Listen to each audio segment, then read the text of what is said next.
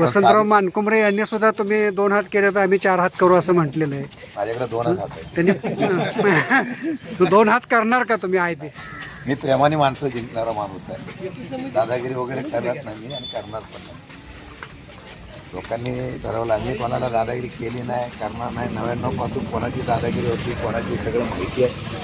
मला वाटतं की मी काही केलेलं नाही. फक्त जिथं दादागिरी झाली तिथं उभा राहिलो, एवढंच फक्त माझा इतिहास आहे. कार्यकर्त्यांच्यात मध्ये होमगावमध्ये काही मारामारी झाली वगैरे ते प्रकरण? नाही, होमगावचं तुम्ही CCTV फुटेज बघितलं असेल. होमगावच्या बाबतीमध्ये जे दाखवलं गेलं ते चुकीचं आहे. प्री प्लॅन होता तो. माझ्या माहितीप्रमाणे दुसऱ्या दिवशी पेट्रोल पंपवर जे आले जर CCTV फुटेज बघितला तर मला वाटतं शिवेंद्रराजेंना सुद्धा गैरसमज करून सगळ्यांनी सांगितलेलं आहे की त्यामध्ये CCTV फुटेज बघितलं तर तो आमच्या त्या मुलाकडं आला आणि तिथं त्यांनी मारहाण करण्याच्या बाबतीत प्रयत्न केला. परत आखाडला गेला, परत 3-4 माणसं घेऊन आला आणि तिथे वाद निर्माण करण्याचा प्रयत्न केला. पण काय आलं आहे, पोलिसांकडे आम्ही सर्व पुरावा दिलेले आहे.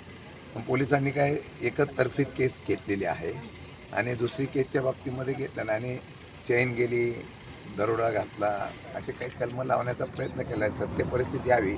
आम्ही आता कोर्टात त्याला चॅलेंज करणार आहोत आणि समोरच्यांच्यावर केस करावी म्हणून विनंती करणार. आता तुम्ही घरात येऊन जर कोणी त्या मुलाला उगीच कोणतरी डिवचायचा प्रयत्न केला तर ते योग्य नाही ना.